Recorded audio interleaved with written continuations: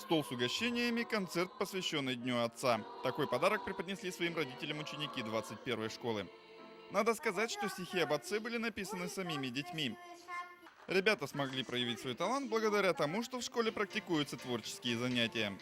Впрочем, талантливы в школе не только дети, но и учителя, исполнившие несколько номеров. По их мнению, насколько хорошо будут воспитаны нынешние дети, настолько мирным и добрым ждет нас будущее.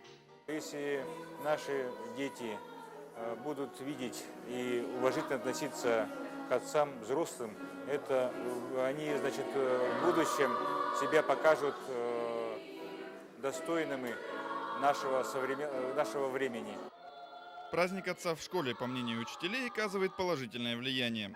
Не секрет, что воспитанием детей занимаются в основном мамы. Благодаря таким мероприятиям отцы будут больше уделять внимание школе. Папа у нас сейчас в наше время, они заняты чем? Благосостоянием семьи. Вот. А в основном воспитанием, конечно, занимается мама. Но чтобы вот активизировать пап, как-то настроить их вот на хороший лад, чтобы больше уделять внимание своим детям, мы вот проводим такие праздники, такие встречи. Впрочем, радовались празднику не только родители, среди которых были также и дедушки-ветераны войны, но и сами дети. Дети получают огромное удовольствие от того, что чествуют их отцов, от того, что благодарят их отцам, отмечают. А ведь в семье, когда отец дома, это же и спокойствие, это и достаток, все равно отец добытчик.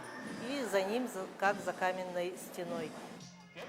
Республиканский конкурс отцов вчера прошел в селе Мугудай Чурапчинского улуса. По его результатам станет известно, в какой школе Республиканский день отца состоится в будущем году.